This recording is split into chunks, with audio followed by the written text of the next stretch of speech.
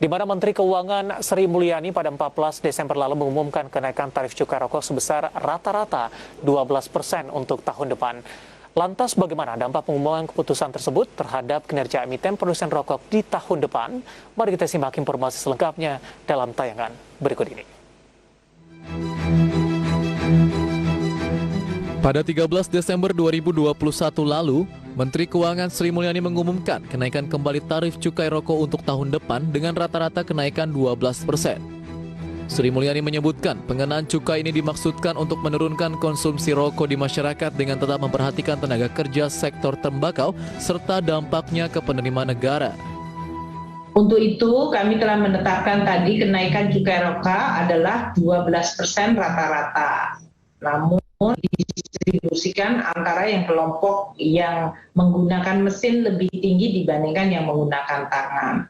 Dengan kenaikan ini kita berharap prevalensi anak usia 10-18 tahun merokok akan turun ke 8,83%, produksinya akan menurun 3% dan indeks kemahalannya akan naik ke 13,78%.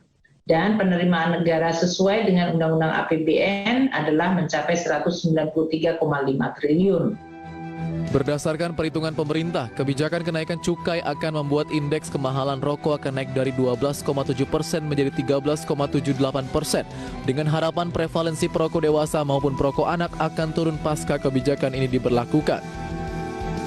Sebagai implikasi lanjutan terhadap kebijakan tersebut, emiten produsen rokok terutama produsen tier 1 diperkirakan akan terus menghadapi tantangan pada 2022 mendatang. Analis BRI Dana Reksa Sekuritas Natalia Sutanto dalam risetnya menyatakan, dengan pemberlakuan tarif cukai baru pada 2022, pihaknya mengkalkulasi perhitungan pendapatan yang lebih rendah 3 hingga 4% untuk emiten rokok seperti PT Gudang Garam Tbk dan PT HM Sampurna Tbk. Natalia pun merekomendasikan perusahaan-perusahaan tersebut dapat mengenakan cukai yang lebih tinggi untuk mempertahankan margin.